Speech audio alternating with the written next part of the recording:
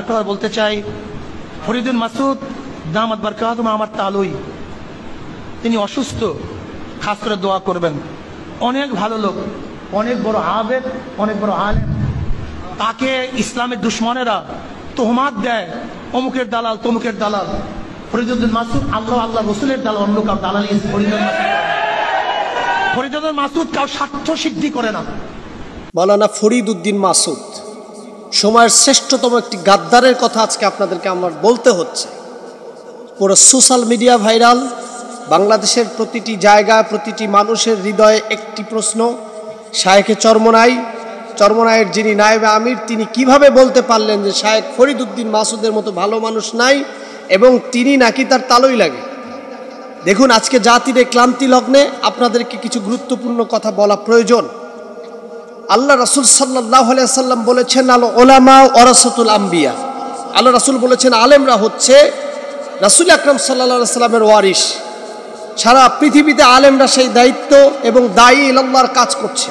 তারা মানুষের কাছে ইসলামের কথা, কোরআনের কথা, আল্লাহর কথা, দ্বীনের কথা, এই জীবনের পরে আরেকটা জীবন, সেই জীবনে জান্নাত পাওয়ার পথ এবং সহজ পথের কথা তারা বলছেন। কিন্তু সেই জায়গাটাতে 17টা বছর যিনি সারা দেশের আলেমদের সাথে গাদ্দারি করে একটি নির্দিষ্ট দলের দালালি করেছেন, সেই শেখ ফরিদ উদ্দিন মাসুদ, যার কথা আপনাদেরকে স্মরণ করিয়ে দিতে চাই, যিনি আজ থেকে প্রায় 12 বছর আগে শাহবাগ চত্বরে যে গণজাগরণ মঞ্চ তৈরি হয়েছিল, এই গণজাগরণ মঞ্চ ছিল আলেমদের বিরুদ্ধের মঞ্চ। এই গণজাগরণ মঞ্চ ছিল বাংলাদেশ থেকে ইসলামকে মিটিয়ে দেওয়ার মঞ্চ। এই গণজাগরণ মঞ্চ ছিল বাংলাদেশ থেকে ইসলামকে উৎখাত করার মঞ্চ। যেই মঞ্চ থেকে ব্লগাররা আমার নবী সাইয়্যিদুনা নবিয়ুনা মুহাম্মদুর রাসূলুল্লাহ সাল্লাল্লাহু আলাইহি সাল্লামকে গালি দিয়েছে, যেখানে আল্লাহ তাআলা তার সম্পর্কে বলেছেন, ওয়া ইন্নাকা লাআলা খুলুকিন আযীম। আরশে আজিমের মালিক আল্লাহ তাআলা বলছেন, পয়গম্বর মুহাম্মদুর রাসূলুল্লাহ সাল্লাল্লাহু আলাইহি ওয়াসাল্লামের চরিত্রের গ্যারান্টি আমি আল্লাহ তাআলা দিচ্ছি।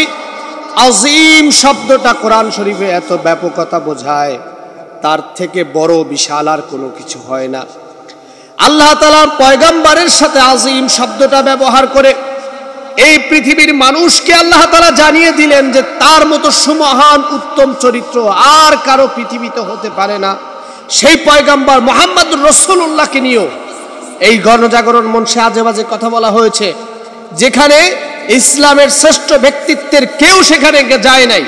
অথচ শেখ ফরিদ উদ্দিন মাসুদ সাহেব তিনি সেখানে গিয়েছেন, সেখানে গিয়ে একাত্মতা পোষণ করেছেন এবং তিনি জাতির ওই কঠিন মুহূর্তে একটি নির্দিষ্ট দলের দালালি করে আলেমদেরকে, টুপিওয়ালাদেরকে, পাঞ্জাবিওয়ালাদেরকে যারা রাজাকার বলে গালি দিত, তাদের পক্ষে অবস্থান নিয়ে একটি জাতিকে ধ্বংস করার যে নীরব পায় তারা, তিনি সেটা করেছিলেন। আজকে আমরা দেখতে পাচ্ছি সেই শেখ ফরিদ উদ্দিন মাসুদকে তালই বলে এক ভদ্রলোক, বরিশালের পীর সাহেব, চরমনাই পীর সাহেব নামে খ্যাত ইসলামী আন্দোলনের নায়েবে আমির, আমি তাকে শ্রদ্ধা করি, রেসপেক্ট করি। আমি মনে করি তাদের এই যে মানসিকতা, এটা পরিবর্তন হওয়া দরকার।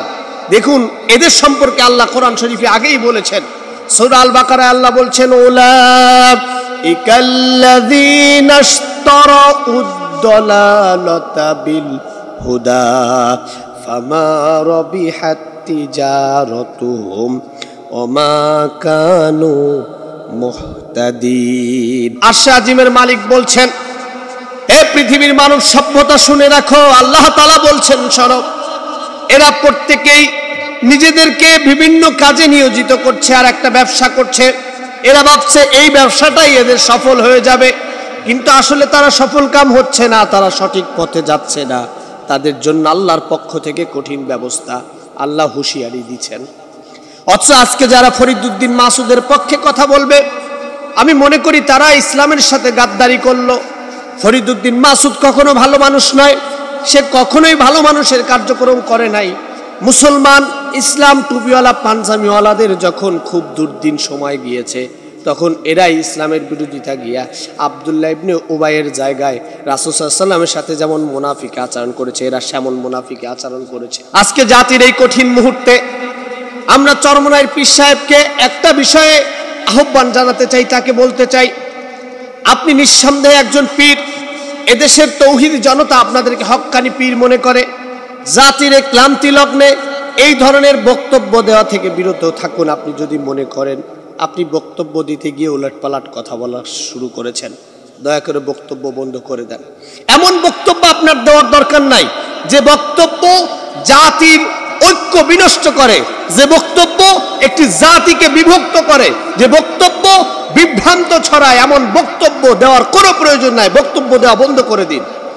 আমি উদাহরণ দিতে গিয়ে বলবো, এই বর্তমান সময়ে যারা বাংলাদেশের অন্তর্বর্তীকালীন সরকারের দায়িত্ব পালন করছে, তাদের একজন উপদেষ্টা, যাকে স্বরাষ্ট্র উপদেষ্টা করা হয়েছিল, এম সাখাওয়াত হোসেন, আপনারা জানেন অল্প কিছুদিনের মধ্যেই তাকে এই প্রধান স্বরাষ্ট্র উপদেষ্টা থেকে বাতিল করা হলো।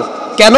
কারণ হলো তিনি যদি স্বরাষ্ট্র উপদেষ্টা থাকেন এবং যেভাবে কথা বলছিলেন তার কথাগুলো পাবলিক ভালোভাবে নিচ্ছিল না, তাই তাকে পরিবর্তন করেছিলেন। এবং এম সাখাওয়াত হোসেন বলছেন যে আমি এখন আর মিডিয়ার সামনে আসি না, কারণ কোনটা রেখে কোনটা বলে ফেলবো, যেটা জাতির জন্য কঠিন মুহূর্ত হতে পারে এবং প্রশ্নবিদ্ধ হতে পারে। যার ফলে ফরিদ উদ্দিন মাসুদকে নিয়ে যে আপনি বক্তব্য দিয়েছেন, এভাবে করে আগে একদিন জামাত ইসলামীকে নিয়ে আপনি বক্তব্য দিয়েছেন, ঐক্যের কথা বলে, আকীদার কথা বলে আপনি নানা রকম প্রশ্ন করেছেন। আপনাকে সে প্রশ্নের দিকে আমি ধাবিত করব না।